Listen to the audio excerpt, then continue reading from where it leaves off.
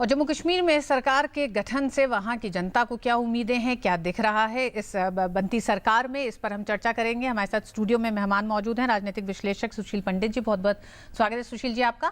लेकिन आइए उससे पहले हम रुख करते हैं अपने संवाददाता को जो इस समय श्रीनगर में मौजूद हैं, अजय विक्रम सिंह। एवी, आज मुलाकात होनी थी गवर्नर से, वो टल गई है। समन्वय समिति की बैठक भी होनी है बीजेपी पीडीपी की, क्या ये कल बैठक होने वाली है? खबरें ऐसी भी हैं।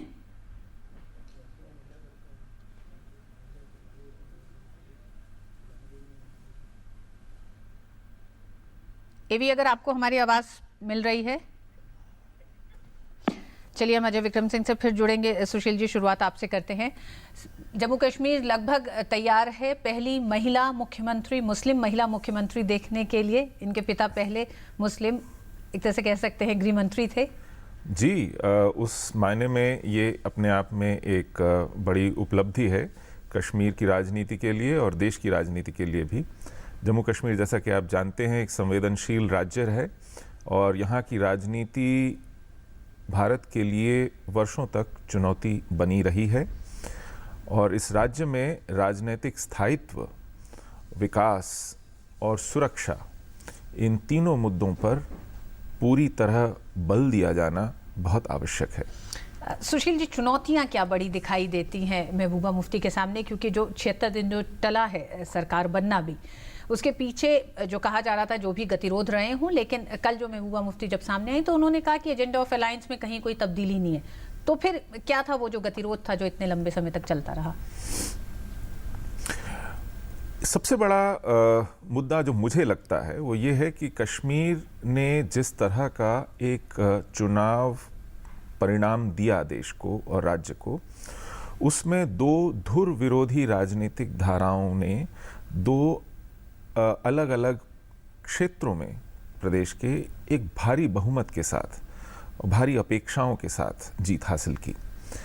इन दोनों क्षेत्रों की जनताओं का, मतदाताओं का ऐसा माना जा सकता है कि राजनीतिक रुख परस्पर विरोधी और स्पर्धात्मक रहा है। इनकी आकांक्षाओं को मिलकर के पूरा कर पाना एक सबसे बड़ी चुनौती है, क्योंकि कहीं कहीं आकांक्षाओं में विरोधाभास भी हैं। कश्मीर घाटी में अलगाववाद पनपा है, इसमें कोई दो राय नहीं है। और जम्मू का क्षेत्र जहां से भाजपा जीती है, वो सशक्त राष्ट्रवाद को लेकर के आगे बढ़ा है। इसके अतिरिक्त एक आतंक का साया और पड़ोसी मुल्क से लगातार जो एक हस्तक्षेप की स्थिति बनी हुई थी, हिंसक हस्तक्षेप की स्थिति, उससे निपटना यह भी एक बड़ी चुनौती थी। इन सब परस्पर स्पर्धात्मक अपेक्षाओं को, विरोधी धाराओं को मिला करके चलना, स्थायित्व प्रदान करना, और जो अब तक जिहाद के चलते वहां पर घाव लगे हैं प्रदेश में, उनको भरना।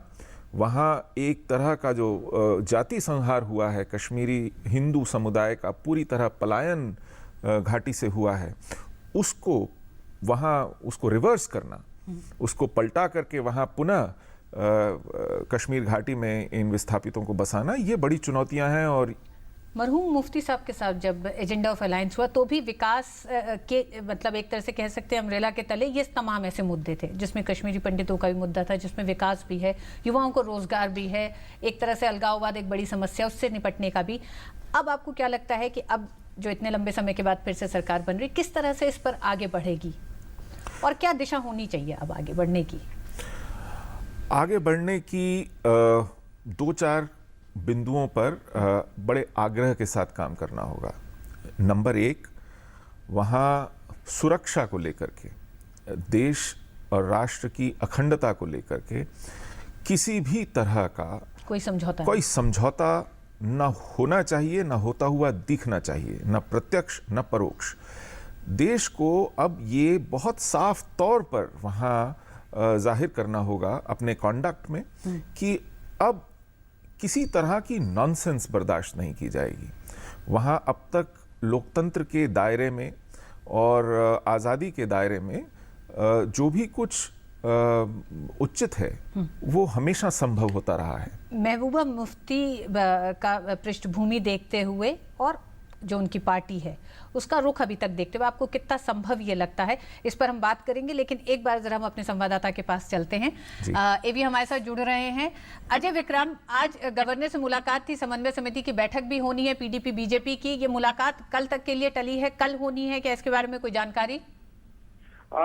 ऋतु, अभी राज्यपाल से मुलाकात का भी तय समय नहीं हुआ है, लेकिन इस बीच अभी राज्यपाल के गवर्नर हाउस से एक विज्ञप्ति जारी हुई है जिसमें साफ तौर पर ये कहा गया है कि अब दोनों ही पार्टियां एक साथ समय मांगेंगी और उन्होंने अपनी जो बात कही है कि अभी दोनों दल आपस में कुछ ऐसी बातें हैं जिस पर बात करके एक समझौता करने के बाद एक साथ समय मांगेंगे और उसके बाद दोनों बातें होंगी। समर्थन देने का भाजपा की तरफ से पत्र जारी होगा और इसके साथ ही साथ सरकार बनाने का दावा पेश किया जाएगा। निश्चित तौर पर आज दिन भर पीडीपी प्रमुख महबूबा मुफ्ती की मुलाकात का सबको इंतजार था, 4:30 बजे का समय था, लेकिन उसके पहले भारतीय जनता पार्टी की तरफ से मुलाकात करना था। लेकिन विधायकों की बैठक के बाद कुछ ऐसी बातें थी जो कि विधायकों ने रखी, उसका हल नहीं निकल पाया था। इस लिहाज से ये तय हुआ कि एक बार फिर से पीडीपी और बीजेपी के आला नेता साथ में बैठेंगे, उसके बाद राज्यपाल से मुलाकात की जाएगी। एवी, वो कौन से मसले हैं जिन मुद्दों पर बात होनी है? और दूसरा ये जानना चाहेंगे कि लोगों में किस तरह का एक तरह से उत्साह देखा है या लोगों में क्या राय देखी है अब सरकार बनने की जो कवायद बढ़ी है आगे? ऋतु, जो मुद्दे हैं उसमें जो हमारे सूत्र बता रहे हैं वो ये है कि पिछली बार इसमें 25 बर्थ है यहाँ पर मंत्रालय में, तो निश्चित तौर पर पिछली बार भारतीय जनता पार्टी को 12 बर्थ मिली थी, 13 बर्थ पीडीपी को मिली थी। इस बार भारतीय जनता पार्टी चाहती है कि दोनों ही दलों को बराबर मिनिस्ट्री मिले और इसके साथ ही साथ भारतीय जनता पार्टी ये भी चाहती है कि जो अहम मंत्रालय हैं जैसे होम, फाइनेंस और प्लानिंग, इन तीनों मंत्रालय में अगर कैबिनेट की बर्थ ना मिले तो कम से कम राज्य मंत्री की बर्थ भारतीय जनता पार्टी को मिलनी चाहिए। इस लिहाज से एक बात ऐसी हुई जिसको भी पीडीपी की तरफ से क्लियर नहीं किया गया था, इस बारे में महबूबा मुफ्ती के साथ बैठ के बात नहीं हुई थी। इस लिहाज से अभी इसमें गतिरोध बना हुआ है, लेकिन उम्मीद ये जरूर की जा रही है कि कल की मीटिंग में कल जो दोनों पार्टियों के नेता बैठेंगे तो कोई हल जरूर निकलेगा, इसके सकारात्मक संकेत भी मिले हैं। लेकिन अभी 1-2 दिन का हमें इंतजार करना पड़ेगा क्योंकि ये एक इस तरह की स्थिति है, क्योंकि महबूबा मुफ्ती पहले भी कह चुकी हैं कि जो मुफ्ती मोहम्मद सईद ने जो मंत्रालय का गठन किया था, जो उन्होंने जो फ्रेम बनाया था वही फ्रेम होना चाहिए। तो एक नई बात आने के बाद दोनों दल आपस में बैठेंगे तो कोई रास्ता जरूर निकल सकता है। बहुत बहुत शुक्रिया एवी, जी बहुत बहुत शुक्रिया एवी इस पूरी जानकारी के लिए, तफसील से शुक्रिया। सुशील जी, जैसे कि अभी हमारे संवाददाता ने भी बताया कि कुछ पेच अभी भी हैं, तो डगर मुश्किल है या मतलब सारे मसलों को सुलझा लिया जाएगा? सुलझा लिया जाना चाहिए। और भाजपा ने पिछली बार जब सरकार बनाई थी मुफ्ती मोहम्मद सईद जी के साथ, तब उन्होंने अपने राजनीतिक कद को और अपने पीछे जो उन्हें एक मैंडेट मिला था उसके अनुपात में सत्ता में भागीदारी नहीं की थी। जैसे 16 कैबिनेट होती हैं मिनिस्ट्रीज, भाजपा जम्मू के हित के लिए खड़ी हुई, लेकिन जम्मू के हिस्से आए 4 कैबिनेट मिनिस्टर्स केवल। इसी तरह अभी जिन विभागों की बात की, ना होम था, ना फाइनेंस था, ना रेवेन्यू था, ना एजुकेशन था, ना टूरिज्म था, जितने भी इंपॉर्टेंट पोर्टफोलियो थे सब पीडीपी के हाथ में थे। तो इस बार वो संतुलन रहेगा।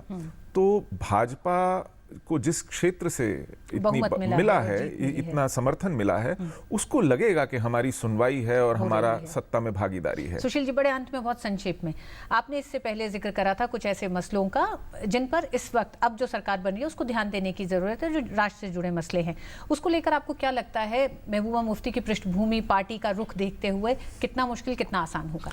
देखिए, पीडीपी की राजनीति पृथकतावाद के साथ आंख मिचौली की राजनीति रही है और उनका जो आधार रहा है वो भी लगभग उसी प्रवृत्ति को भुना करके जीतने का आधार रहा है। तो उनके लिए इसको बैलेंस कर पाना मुझे लगता है कि एक बहुत बड़ी चुनौती होगी। लेकिन भाजपा को यदि वह उस पर नज़र न रखे तो इसकी कीमत न केवल जम्मू में बल्कि पूरे देश में चुकानी पड़ सकती है। इसलिए भाजपा के लिए भी इस पर सजग सचेत रहने की एक बहुत बड़ी जिम्मेवारी है। बिल्कुल, जिस तरह का बहुमत, बहुत बहुत शुक्रिया सुशील जी स्टूडियो आने का और चर्चा के लिए। जैसा कि हमारे मेहमान भी कह रहे हैं, सुशील पंडित का कहना है कि जिस तरह का बहुमत भारतीय जनता पार्टी को भी मिलता है और पीडीपी को भी मिला है, दोनों पार्टियों पर अपनी अपनी जिम्मेदारियां हैं, अपने अपने उस वो जो विश्वास दिखाया है जनता ने उनमें, उसको पूरा करने का।